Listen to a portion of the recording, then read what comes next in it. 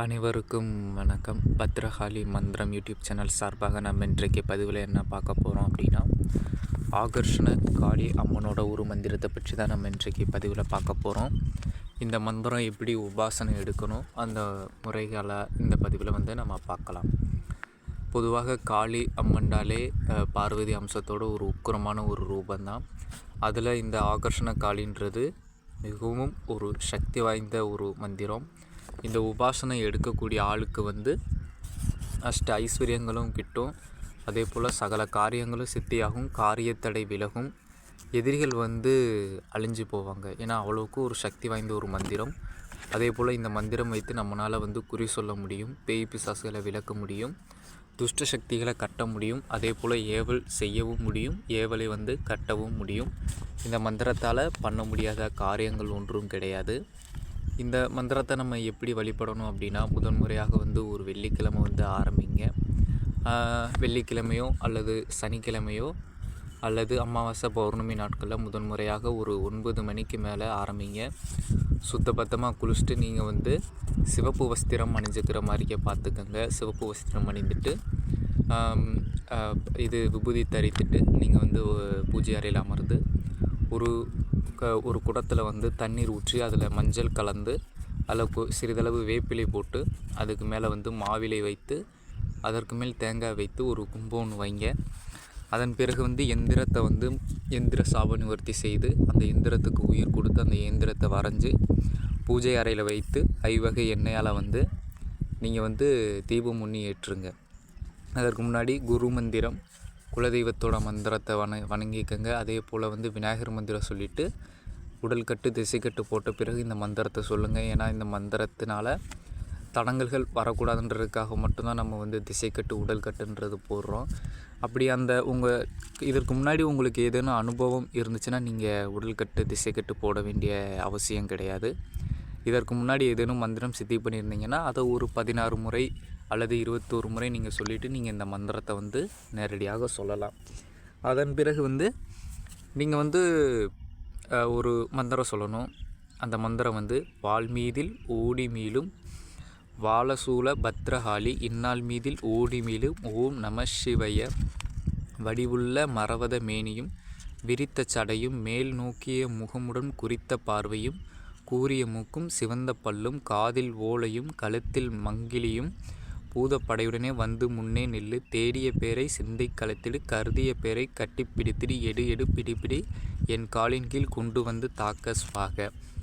இந்த மந்திரத்தை நீங்கள் ஒரு 16 முறை நீங்கள் சொல்லிட்ட பிறகு தான் நீங்கள் அதன் பிறகு மூல மந்திரத்தை சொல்லணும். மூல மந்திரம் ஓம் காளி ஓம் பிடாரி ஓம் நமசிவாய ஸ்வாக. இந்த மிகவும் எளிமையான மந்திரத்தை நீங்கள் மொத்தம் 1008 ஊரும் நீங்கள் சொல்கிற மாதிரி இருக்கும். 1008 ஊரு வச்சு மொத்தம் 48 நாள் நீங்கள் சொல்கிற மாதிரி இருக்கும். இந்த 48 நாள் கழித்து நீங்கள் தொடர்ச்சியாக மறுபடியும் நீங்கள் இந்த மந்திரத்தை ஒரு பழக்கமாக நீங்கள் வைத்து கொண்டு வரையில் அந்த மந்திர சக்தியோட சக்தி அதிகரிக்கும். அதே போல் இந்த தாயோட நேரடி தரிசனம் கிடைக்க உங்களுக்கு வாய்ப்புகள் கிடைக்கும். இந்த மந்திரம் நீங்கள் உபாசனை பண்ணையில் நீங்கள் பல அமானுஷ விஷயங்களை பார்க்கலாம். அதே போல் கருப்பு உருவங்களை பார்க்கலாம்.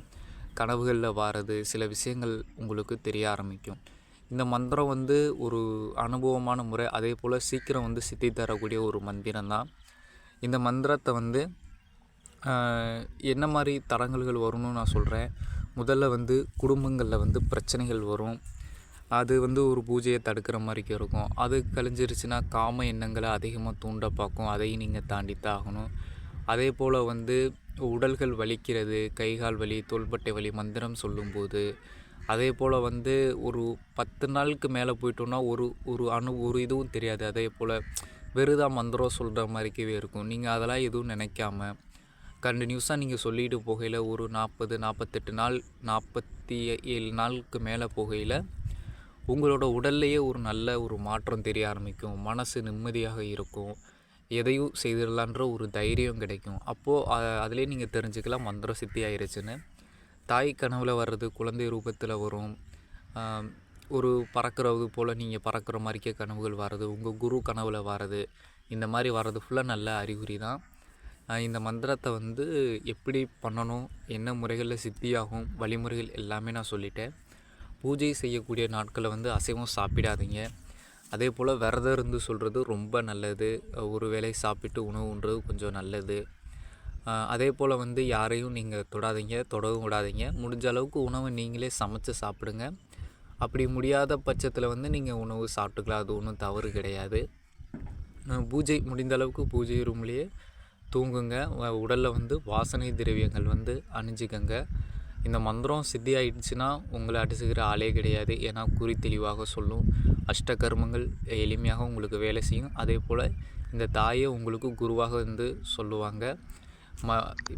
அதாவது மாந்திரிகத்தில் உள்ள சூட்சமங்கள் எல்லாமே உங்களுக்கு வந்து இந்த தாய் வந்து உணர்த்த ஆரம்பிச்சிருவா. அதே போல் நல்ல விஷயங்கள் உங்களை தேடி வரும், செல்வங்களும் பெருகும். சரிங்களா?